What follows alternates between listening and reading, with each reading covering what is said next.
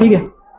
Hello दोस्तों, आपका स्वागत है। आज मैं आपको लेके आ चुका हूँ फिर से एक और प्रोजेक्ट दिखाने जो होने वाला है। आप देख सकते हो यहाँ पे लिखा हुआ है एटर्निया, और ये जो लगा हुआ है एक मूर्ति की लोकेशन पे, और जो उसका फेसिंग आ जाती है 130 मीटर की फेसिंग के साथ ये प्रोजेक्ट मिल जाता है। अब हम आते हैं अंदर की तरफ, तो धीरे धीरे हम प्रोजेक्ट के बारे में कवर करते चलेंगे एंड फ्लैट को एक्सप्लोर करते चलेंगे। अब भी हम आते हैं, हमारे डोर की हाइट मिल जाती है, 8 फीट की डोर हाइट दी हुई है प्रोजेक्ट में। और जो हम एक फ्लैट एक्सप्लोर कर रहे हैं, ये सैंपल फ्लैट होने वाला है। इसके साथ ही अब बात है थोड़ा अंदर की तरफ, तो ये हमें एंट्री लॉबी मिल जाती है फ्लैट की। और ये मैं आपको थोड़ा आइडिया देता हूँ, जैसे आप ये स्पेस देख रहे हो ना, फ्लैट के बाहर भी हमें इतना ही स्पेस मिलने वाला है। इसके साथ ही जैसे हम आते हैं अंदर की तरफ, तो हमारी जो फ्लैट की फॉल सीलिंग हाइट है 11 फीट दी हुई है। इतना स्पेस आपको कोई और प्रोजेक्ट में नहीं मिलने वाला। ये जितना भी आप स्पेस देख रहे हो, ये पूरा आपकी एंट्री लॉबी रहने वाली है। तो एंट्री लॉबी में फ्लैट की आप शू रैक, डेकोरेशन के लिए वार्डरोब वॉक, ये सारी चीजें लगा सकते हो।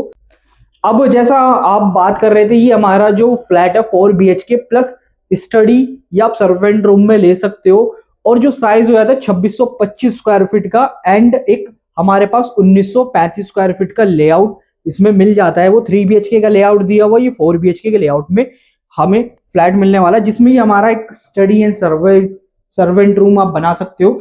ये पूरा ऊपर आप स्पेस देख सकते हो, इतना स्पेस आपको इस वाले एरिया में मिल जाएगा। अब आते हैं आगे की तरफ, यहाँ हमारा वॉशरूम दिया हुआ है, और ये आपका पाउडर रूम की तरह स्पेस नहीं दिया। स्टडी रूम में भी प्रॉपर आप देखोगे तो प्रॉपर वॉशरूम का स्पेस मिल जाता है। इसी के साथ ही एक कनेक्टेड हमें यहाँ बालकनी मिल जाती है।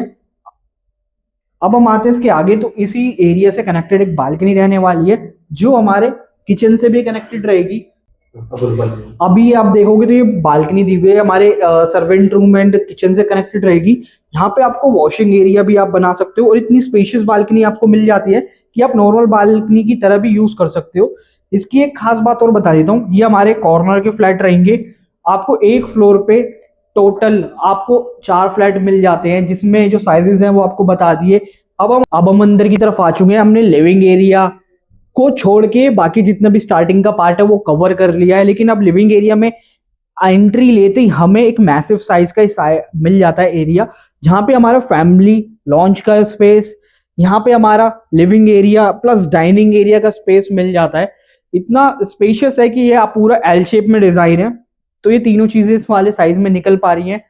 इसके अलावा हम बात करने वाले थे थोड़ा प्रोजेक्ट के बारे में, तो हम बात करते हैं 6 एकड़ का प्रोजेक्ट दिया हुआ है, जिसमें हमें 6 ही टावर मिल जाते हैं। फुली माइवन कंस्ट्रक्शन पे प्रोजेक्ट आने वाला है।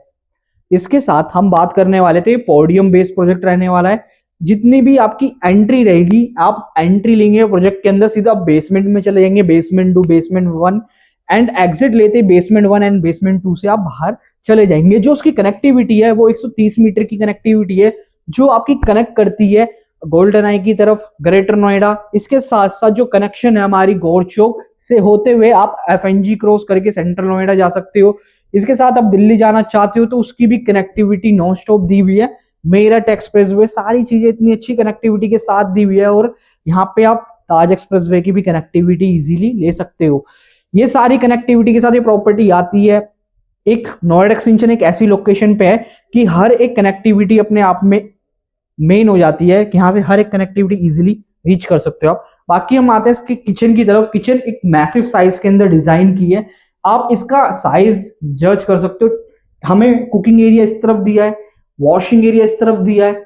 बाकी इसके अंदर आप देखोगे तो ये कुछ लग्जरियस थीम में आपकी किचन डिजाइन की है, मॉड्यूलर लुक को शो करने वाली है।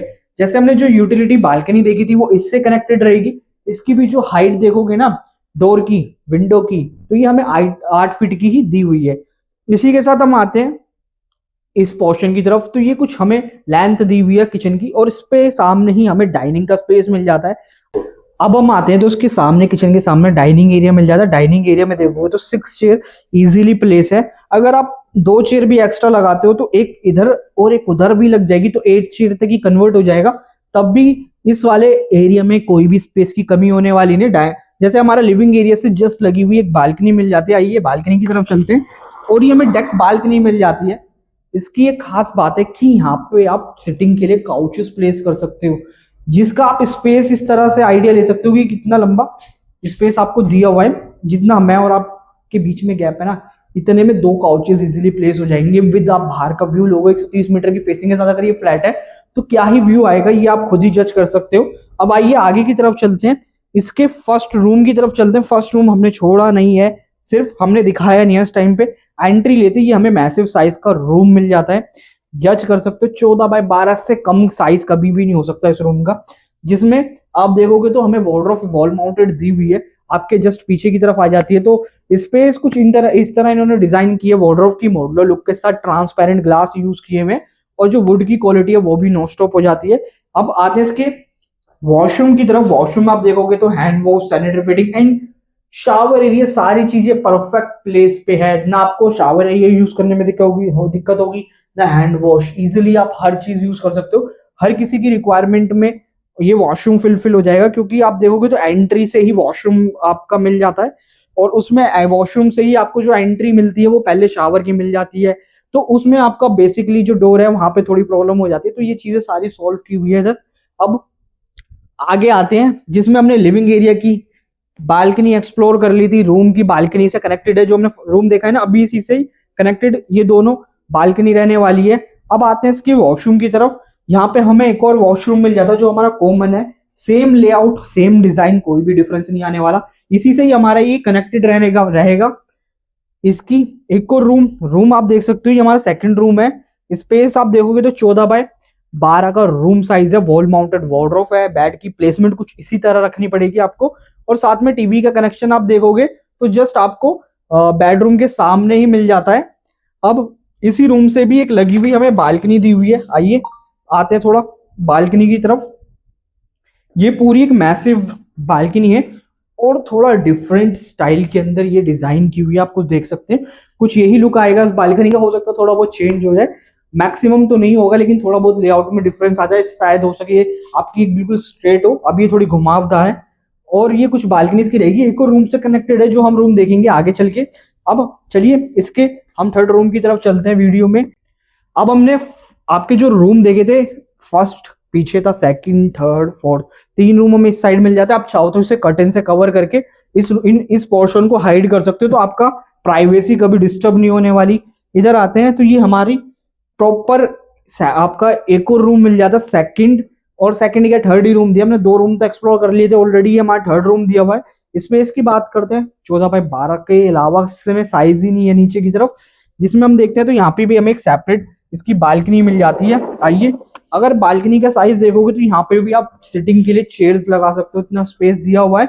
और हो सकता है एक्चुअल फ्लैट में से भी बड़ी बालकनी हो, भी सैंपल है, अभी अंडर कंस्ट्रक्शन प्रोजेक्ट है, तो आप देखोगे तो थोड़ा बहुत तो हल्का सा डिफरेंस आने ही आना है प्रोजेक्ट के अंदर। अब आते हैं इसके एक लास्ट रूम की तरफ जो हमारा मास्टर रूम होने वाला है, फिर हम वीडियो क्लोज करने वाले हैं थोड़ा डिस्कशन करने के बाद आपसे। इसके वॉशरूम की तरफ, वॉशरूम में देखेंगे तो hand wash, sanitary fitting and shower area same place, कोई भी डिफरेंस नहीं है। वॉशरूम का साइज भी हम बात करते हैं 5x8 के आसपास मिल जाता है।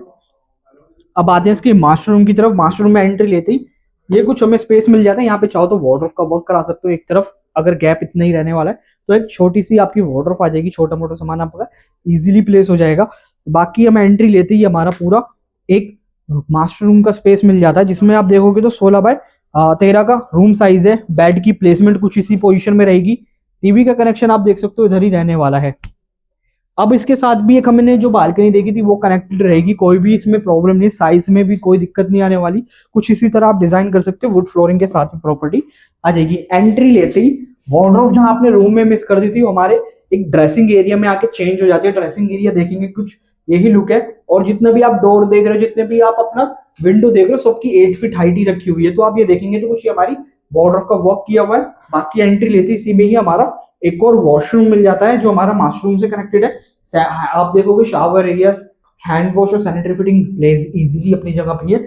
अगर हम बात करते हैं वार्डरोब की, तो आप कुछ इसे ना अपना यहां से लेके यहां तक डिजाइन करके एक तरफ अपना ड्रेसिंग एरिया प्रॉपर तरीके से डिजाइन कर सकते हो। अब आपने सारी वीडियो देख लिया, सारा प्रोजेक्ट हमने एक्सप्लोर कर लिया, बाकी आप आइए, ऊपर नंबर दिया हुआ, आने से पहले कॉल कीजिए। चलिए वीडियो क्लोज करते हैं।